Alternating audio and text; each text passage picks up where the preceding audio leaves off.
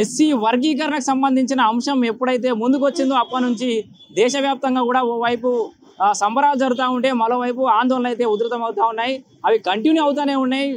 మాల సామాజిక వర్గానికి సంబంధించిన సోదరులు అయితే ఈ వర్గీకరణకు వ్యతిరేకంగా అనేక పోరాటాలు చేస్తూనే ఉన్నారు. రకరకాల కార్యక్రమాలు అయితే ముందుకు. అయితే ఈ తరుణంలో తెలంగాణ రాష్ట్ర ప్రభుత్వం ఈ విషయంలో ఎలా ముందుకెళ్ళబోతుందని అందరూ ఎదురు చూస్తున్న తరుణంలో ఇవాళ రాష్ట్ర ప్రభుత్వం ఒక కమిటీని అయితే సూచించింది. ఆ కమిటీలో ఉత్తమ్ కుమార్ రెడ్డి, దుద్దిల శ్రీధర్ బాబు గారు, అట్లాగే పొన్నం ప్రభాకర్ గారు, మల్లు రవి గారు, ఇట్లా కొంతమందిని అయితే కమిటీగా డిసైడ్ చేసింది. దాని మీద స్టడీ చేయాల్సిందిగా. అయితే ఈ కమిటీ మీద కూడా అనేక అభ్యంతరాలు ఉన్నాయని చెప్పేసి ఎస్సీ వర్గీకరణ వ్యతిరేక పోరాట సమితి అనేది వాళ్ళైతే దాన్ని వ్యతిరేకిస్తున్నారు. సో అసలు ఈ కమిటీలో ఉండాల్సింది ఫక్తు మాల సామాజిక వర్గానికి సంబంధించిన వాళ్ళు ఎవరు లేరు. ఒకటి అసలు ఆ కమిటీ అవసరం లేదు, కమిషన్ వేయాలని చెప్పేసి కూడా రెండు ప్రధానమైన డిమాండ్లతోటి వాళ్ళు ఈ ప్రతులను కాలబెట్టాలన్న ఉద్దేశంతో ఇవాళ సిద్దిపేట అంబేద్కర్ చౌరస్తా దగ్గరికి అయితే రావడం జరిగింది. వాళ్ళని అడిగి మరిన్ని వివరాలు తెలుసుకునే ప్రయత్నం చేద్దాం. నమస్తే, నా పేరు జంజిర పెల్లేష్. నేను మాల మహానాడు సిద్దిపేట జిల్లా అధ్యక్షుడిని, ఎస్సీ వర్గీకరణ వ్యతిరేక పోరాట కమిటీ జిల్లా కో కన్వీనర్ను. ఈరోజు ముఖ్య సమావేశం ఎందుకు నిర్వహించడం జరిగిందంటే ఎస్సీ వర్గీకరణ మీద కమిటీ వేయడం జరిగింది.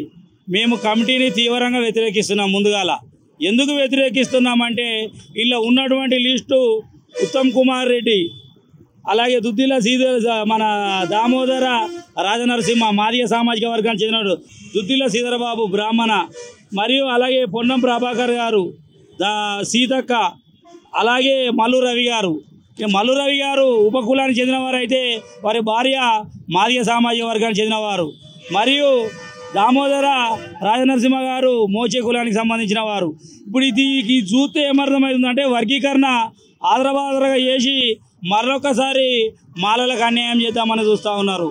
మేము ఈ మంత్రిమండలి ఇది ఏదైతుందో దీన్ని పూర్తిగా రద్దు చేసి సిట్టింగ్ జడ్జి తోటి కమిటీ వేయాలి. ఫస్ట్ కమిటీ వేసి దానిలో ఎవరి జనాభా ఎంత ఉంది, ఎవరెన్ని లబ్ధి పొందిరు, ఈ విషయాలు రావాలి. ఈ విషయాలు కాకుండా డైరెక్ట్ వర్గీకరణ కమిటీ ఏర్పాటు చేస్తున్నామని రాత్రి ఈ దొంగ జీవోలు తీసి మాలల కడుపు కొట్టాలని చూస్తూ ఉన్నారు. కాంగ్రెస్ ప్రభుత్వం కూడా గుర్తుంచుకోవాలి. అయ్యా, మిమ్మల్ని బీజేపీకి ఎంఆర్పిఎస్ పూర్తి స్థాయిలో మద్దతు ప్రకటించినప్పుడు మాల సంఘాలు 1 ఉన్నా 2 ఉన్నా పూర్తి సంఘాలు కాంగ్రెస్ పార్టీకి సపోర్ట్ చేసి ఎన్నడూ లేని విధంగా 9 మంది మాల ఎమ్మెల్యేలను గెలిపించిన చరిత్ర మాలలకే దక్కింది. మీరు మాకిచ్చే బహుమతి ఇదా రేవంత్ రెడ్డి గారు? మేము తక్షణమే ఈ కమిటీని రద్దు చేసి కమిషన్ వేయాలి.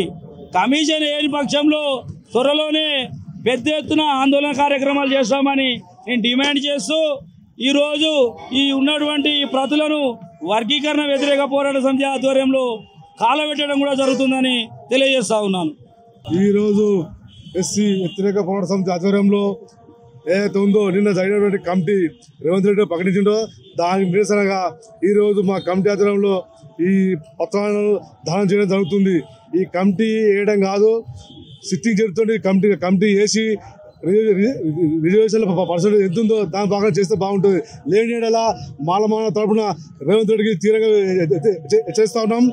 ఈ కమిటీని ఉపసంహరించకపోతే మా కాంగ్రెస్ పార్టీలో ఉన్న ఎమ్మెల్యేల ఎంపీల ఇళ్లను ముట్టడించి వాళ్ళ నిబంధన దిగ్బంధించి వాళ్ళని రాజీనామా చేసేంత వరకు మేము ఈ మాలమాడు ఊరుకోదు, వాళ్ళని తీవ్రంగా పరిగణిస్తాం అని చెప్పి ఈ మాలమాడ తరఫున డిమాండ్ చేస్తూ ఉన్నాం. జై భీమ్, జై మాల.